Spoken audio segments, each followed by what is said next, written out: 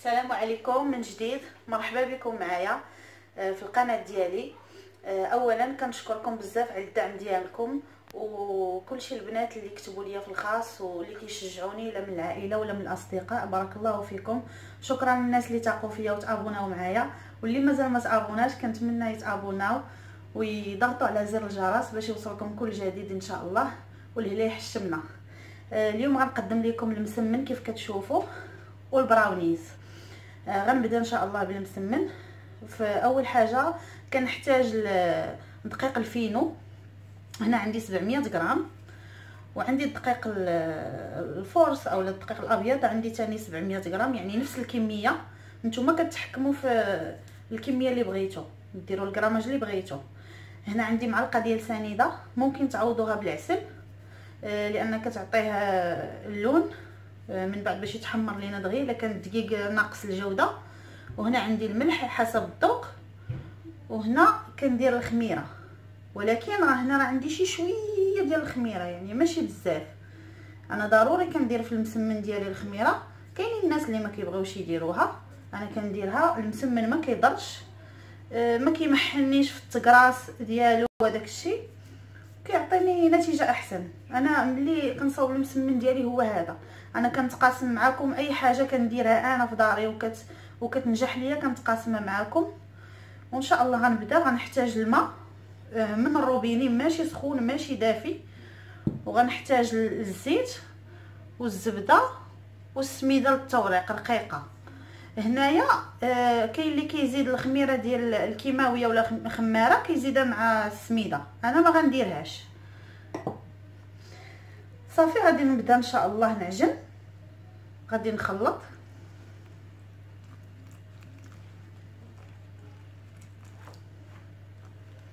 بشويه بشويه.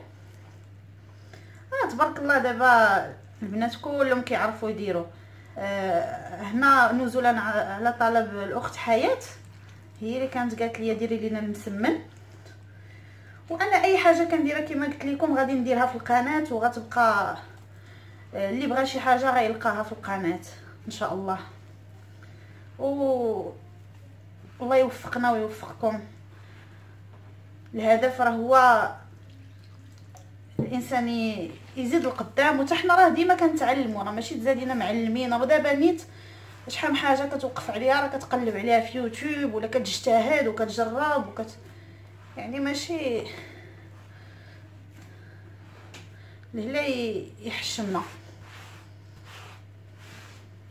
تبارك الله راه البنات ولا العيالات المغربيات راه معروفين حادقات. ما كاينش شي واحد ما بقاش كيعرف. دابا كلشي سهل، واليوتيوب تبارك الله كلشي سهلو.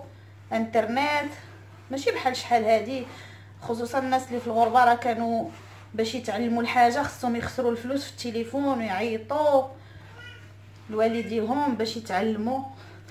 هنا انا راه غادي غير نجمعها وغنديرها في العجانه، لان ما غنبقاش ندلك فيها.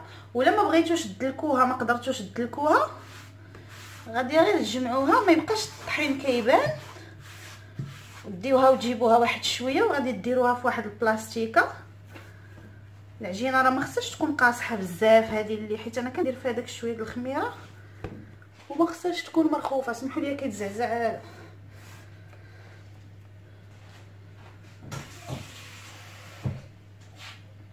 صافي انا غادي غير نجمعها وغادي كما قلت لكم غنديرها في العجانه تدلك ونرجع معكم ان شاء الله. صافي هنا من بعد ما ارتاحت ليا العجينه ديالي كيف كتشوفوا راه كتولي ها هي مرتاحه مع راساتها. غادي نشكلها، غنديرها في البلاطو هنايا. كندير شويه الزيت هكا وكنشكل. انا غادي نضوبلهم، غندير مسمنه وسط مسمنه. غادي تشوفوا ان شاء الله كي كندير الطريقه ديالي اللي انا ديما كنديرها معتاده. صافي تنديروا هكا قد شي شويه بحال هكا.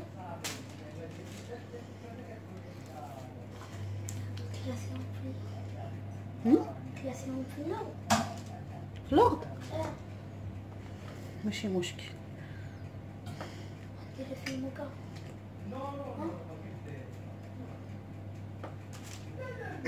صافي كنحاولوا نديروهم متساويين.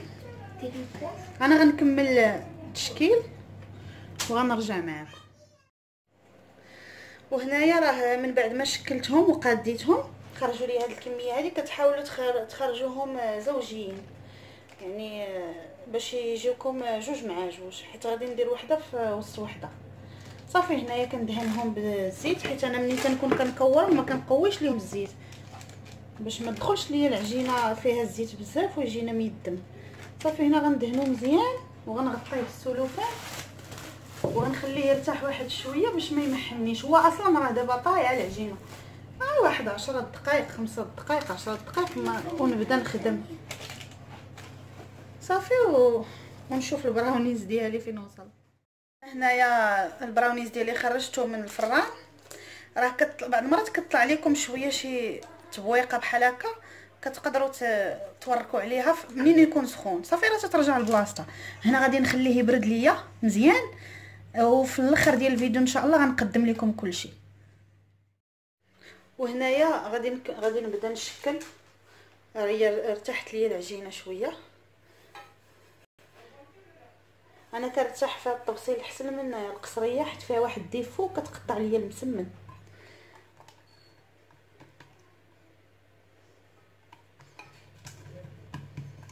صافي ما كنقويوش الزيت بزاف باش نكونوا كنطلقوه باش ما يجيناش مزيت ميدم.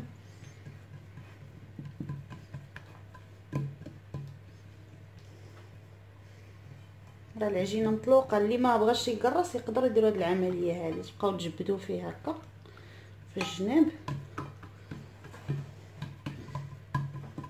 هي راه قد ما ارتاحت العجينه قد ما كتعطيكم نتيجه احسن.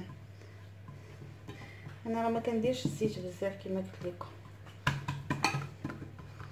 حاولوا نقرصوا مزيان حتى يبان لينا التبصيل ولا الرخامه اللي كتخدموا عليها.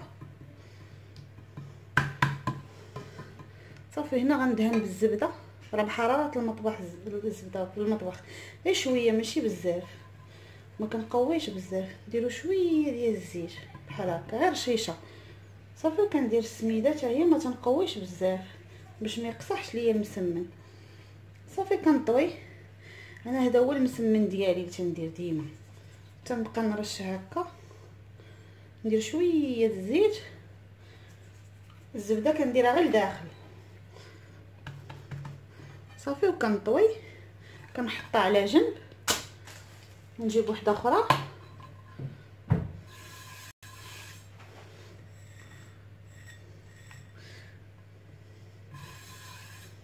انا علاش كندير هكا نوريكم الطهر. دابا ملي ترش السميده بعض المرات يدي كتكون لاصقه فيها السميده، باش ما نخسرش المسمنه اللي كندير الثانيه كندير يدي في الزيت وكندير هكا وكندير هكا وكندير لها بحال هكا. صافي هذيك السميده كلها كتهبط لتحت في الزيت باش ما تمحنكمش، حيت انا السميده اللي عندي دابا شي شويه حرشه على اللي نورمالمون خاصني نديرها. كندير انا الاكسترا فين، انا عندي غير الفين دابا. هي الاكسترا فين هي اللي مزيانه بحال الفينو ديال المغرب.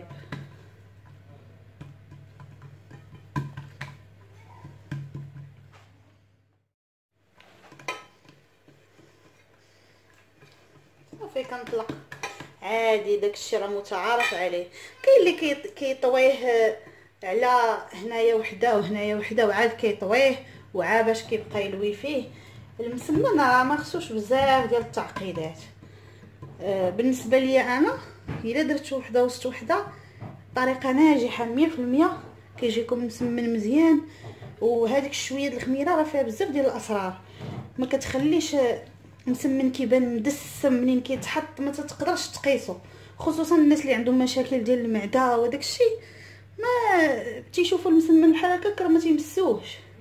منهم انا صراحه تمشي عند الناس وتيكون شي مسمن ماشي كيبان ليا من الشوفه، اما هذا كيجي ناشف ما كيجيش فيه هذيك الخميره كتخليه كيبان لك ناشف ما فيش الزيت وما تيضرش الصراحه.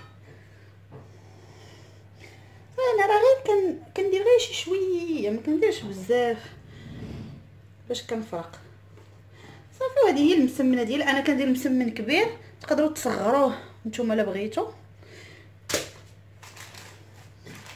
انا غنعاود وحده معاكم وغادي نكمل حتى نبغي نطيبو. انا كنكمل الكميه كامله عادش كنبدا نطيب باش ما يضيعش ليا الوقت. كيف ما غتشوفوا غادي نطيبو ان شاء الله في البلونطه، كتسهل عليا بزاف، ما تنبقاش واقفه بزاف، يعني دغيا دغيا انا كنطيبو. منين كنوجد الكميه كامله اللي عندي ان شاء الله غنوريكم طريقه الاحتفاظ وكل شيء. يعني تطيبوه، اللي بغى يخليه في الكونجيلاتور ما خصوش يطيب بزاف، غير شي شويه.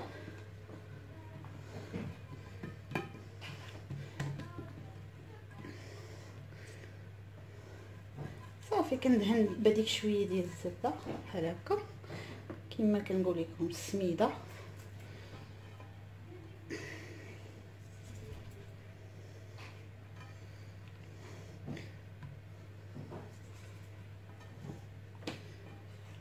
نديرها وسط الاخرى.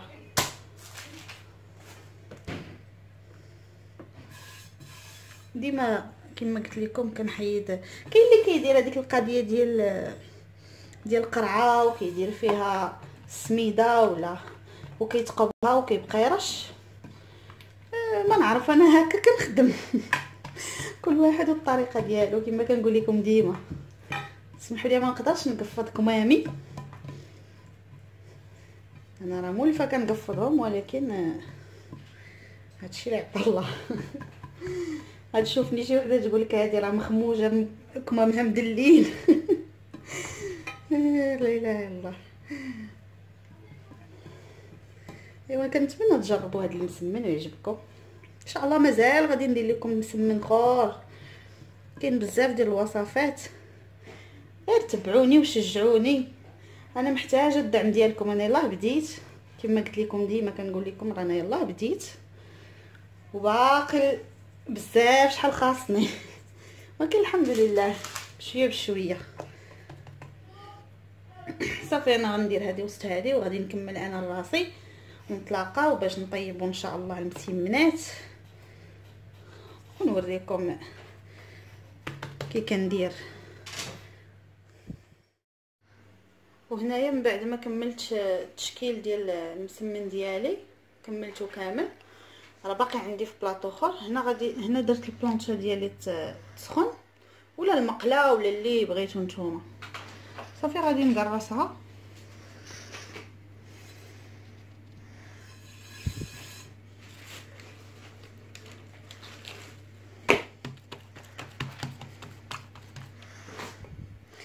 هنا راه ما دهنت غير شي شويه، غير مسحتها ماشي دهنتها. البلونطه مسحتها بشويه الزبده وغادي نبدا اللوح.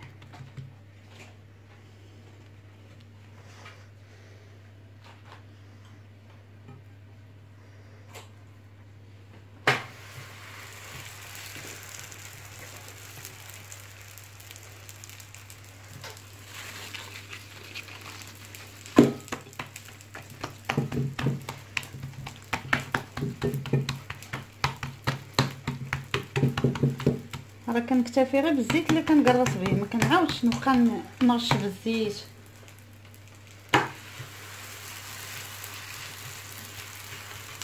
هذه راه دغيا غنقلبها. غنكشى شويه بلاتي دغيا نقلبها، غير كي يضربها الصهد كنقلبها باش يتنفخ لكم المسمن. راه طايع مع راسو.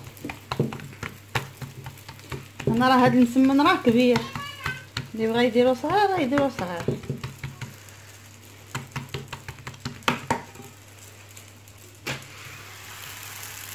تقدروا تقادوا المسمن ديالكم بحال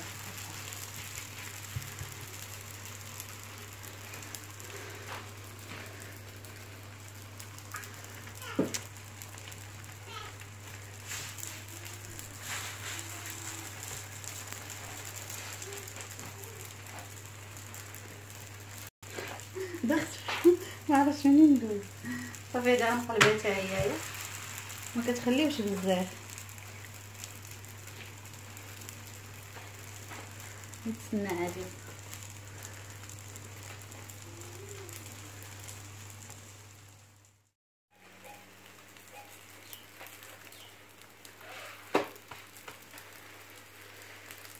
نجيب شي حاجه باش نقلب. ماما راه كطيب بالزربه. ها كطيب بالزربه. انت بلونطه سخونه دغيا كيطيب. سير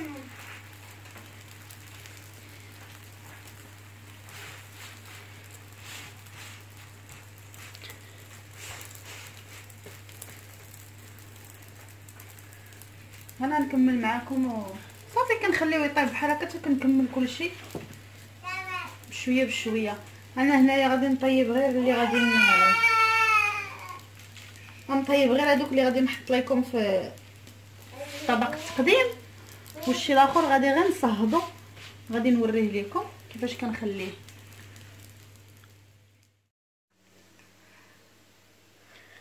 صافي هنايا راه كيتنفخ، شتوه راه من الفوق ومهوي من الداخل. هنا قرب يطيب لان هذا كما قلت لك نديرو في طبق التقديم، كنبقاو نقلبو فيه. ها هو هنا راه صافي تقريبا راه وجد. الا كان شي جنب هكا خضر ديروه بحال هكا وطيبوا الجناب، ضروري نطيبوا الجناب صافي. وانا غنكمل التطياب ونتلاقاو ان شاء الله باش نوريكم هذاك اللي غادي نخليه ما طيبش بزاف كي كندير ليه.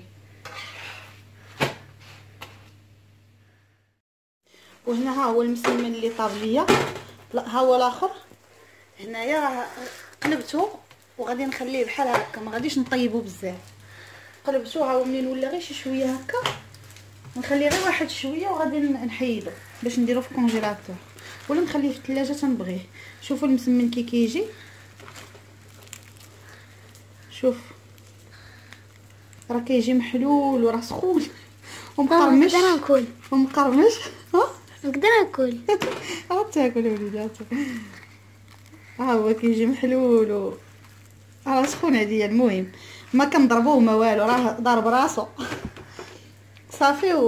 وغنكمل كما قلت لكم هذا مصهد صافي، غادي نحيدو وغنكمل الاخرين اللي غنحتفظ بهم. نتلاقاو مع طبق التقديم.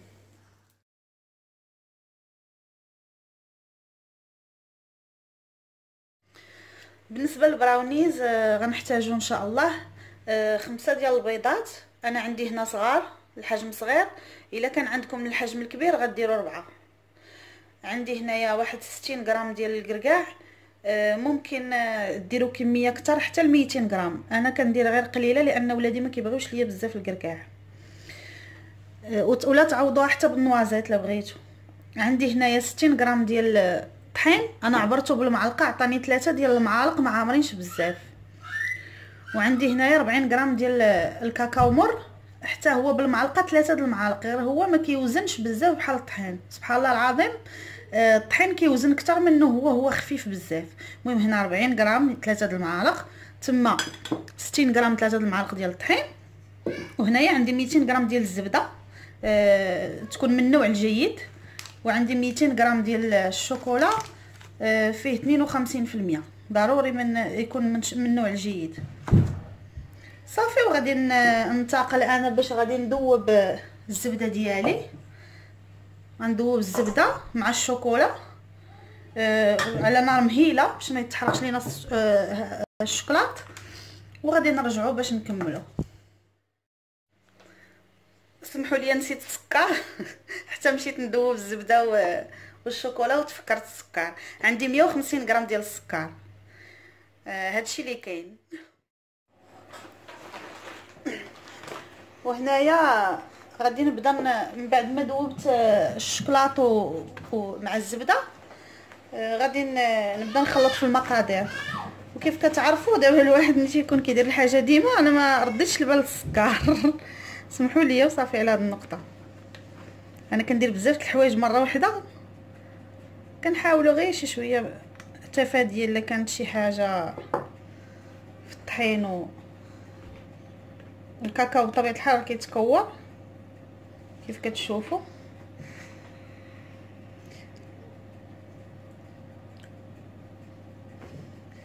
صافي غنكملو.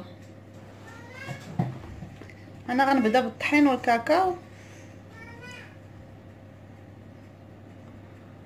نوريكم الطريقه ديالي باش كيجي داك البراونيز معلك. انا راه خدمت الفران يسخن على درجه الحراره 180 منين بديت، على ما خلطت كل شيء. وبالنسبه بحال دابا انا اليوم غندير مسمن وبراونيز، راني عجنت المسمن وخليته كيرتاح. راه كما كتبان لكم الجنب ديال القصريه راه ماشي زعما جالسه كنتسنى في المسمن حتى يرتاح، راه كيرتاح وانا كنقضي حاجه اخرى. هذه هي الكوزينه.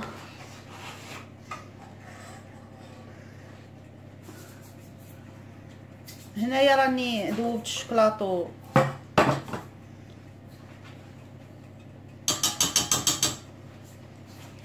صافي. هنايا غادي غنزيد البيض، نزيد السكر. انا غنسى السكر تاني اللي بغى يزيد الفاني يزيدها على حساب البيض. هنا انا هرست البيض وغادي نزيدو على السكر والطحين والكاكاو، غنخلط مزيان. هنا ما غنحتاجش الطراب لان ما محتاجاش نهوي، هذا ماشي كيك. كما قلت لكم البراونيز كيجي معلك، ما خصناش نديروا ليه الطراب. ان شاء الله تجربوه يعجبكم. انا هذا هو اللي كنديرو. راه كاينين بزاف ديال الوصفات ديالو، راه ما كيتقاداوش. كاين اللي كيديروه بالسكر الاسمر، كل واحد وطريقته. كاين اللي كيدير فيه اللوز بودره باش يعزز ليه الذوق. المهم انا هنا راه دايره الكاكاو مر مع داك الشوكولاط اللي دايره، راه كافي كيعطيه واحد التعليكه وواحد المذاق رهيب. ماشي ديال مواليات الريجيم اللي داير الريجيم يبعد على الشوكولا. وهنا الدراري هكا كيعجبهم. وهاد البراونيز انا كيما غتشوفوني غنديرو في واحد اللاطه شويه واسعه باش ما يجينيش عالي. كنقطعو طريفات صغار وكندير عليه شويه السكر كلاصي ولا تزينو باش ما بغيتو. كنديرو في كويرطات، في هكا كويرطات ديال الحلوى، تقدري تعمري به هكا. ملي كتكون عندك الحلوى قليله، مثلا 2 شكال 3 شكال، ملي كتكون شي مناسبه، شي سبوع، شي عقيقه، المهم شي حاجه كتحطوه هكاك في الكويرطات ديال الحلوى. كيعمر وكيعجب الدراري، كيعجبهم بزاف. صافي انا هنايا غادي نكمل الكميه اللي عندي هنايا ديال الزبده والشوكولاط. ساهل ماشي صعيب. ما تنساوش السكر بحالي.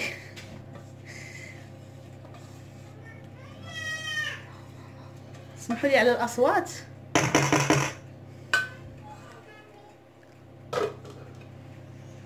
صافي غنخلط مزيان هنايا.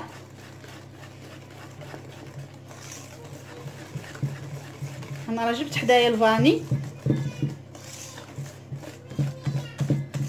تقدروا ديروا الفاني حتى الاخر. عاد نديرها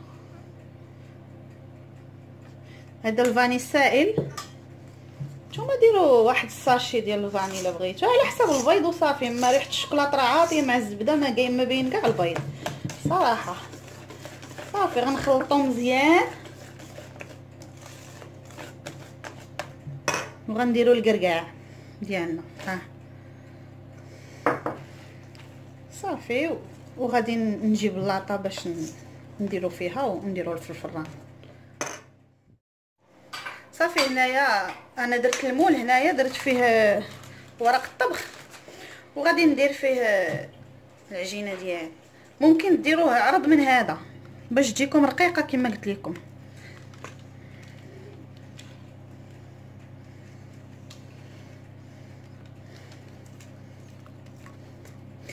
تقدروا تزيدوا فيه حبيبات الشوكولاط الا بغيتوا، كما قلت لكم قبيله البودره ديال اللوز. نتوما حرين، ما كيبقى لكم الاختيار، ولا ديروه سامبل بلا قرقاع حتى هو راه كيجي. ماشي هادشي اللي من غير زعما المكسرات كيبقاو اختياريين.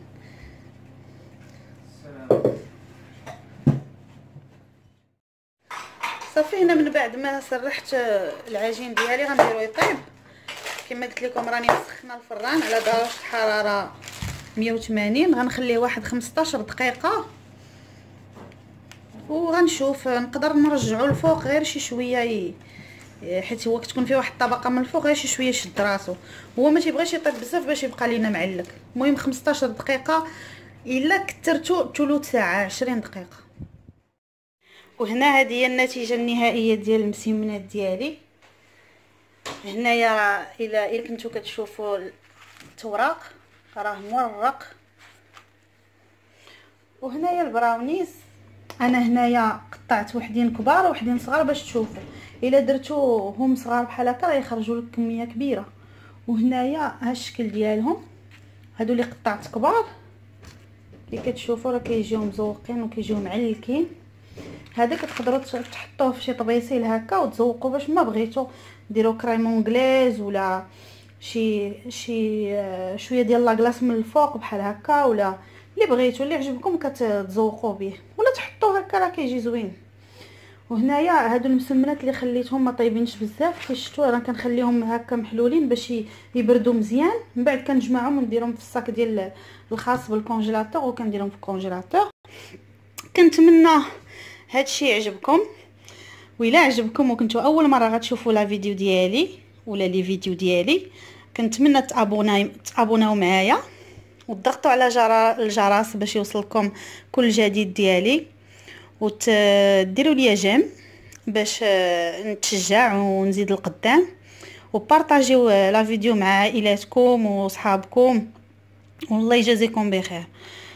شكرا بزاف على المتابعه، والى وصفه جديده وان شاء الله لنا لقاء. السلام عليكم.